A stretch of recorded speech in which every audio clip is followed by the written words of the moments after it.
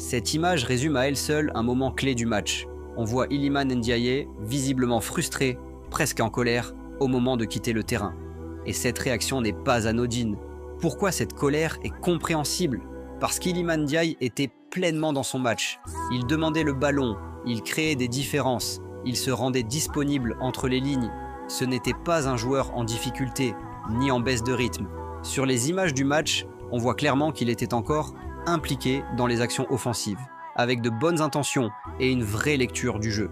Le problème n'est pas la sortie en elle-même, mais le choix. À ce moment précis, le Sénégal avait besoin de continuité dans la créativité, pas d'une rupture. Iliman Ndiaye était le lien naturel entre le milieu et l'attaque. Le sortir, c'est casser cette connexion. Ce que l'image montre aussi, c'est un joueur concerné. Sa colère ne traduit pas un manque de respect, mais une envie de gagner, une frustration de ne pas pouvoir finir le travail. C'est la réaction d'un joueur qui se sent utile, d'un joueur qui sait qu'il peut encore apporter.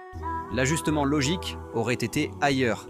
Ismaël Sarr, dans ce contexte, pouvait céder sa place à Ibrahima Mbaye, un profil plus combinatif, capable de jouer proche d'Iliman Ndiaye. Cette association Ndiaye-Mbaye aurait permis plus de jeux courts, plus de mouvements intérieurs, plus de contrôle dans les 30 derniers mètres.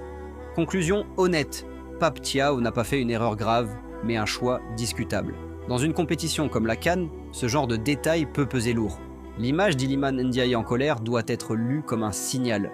Le joueur était encore dans le tempo. Le joueur voulait continuer. Le joueur se sentait capable de faire la différence. Et ça, pour une équipe qui vise loin, c'est une richesse.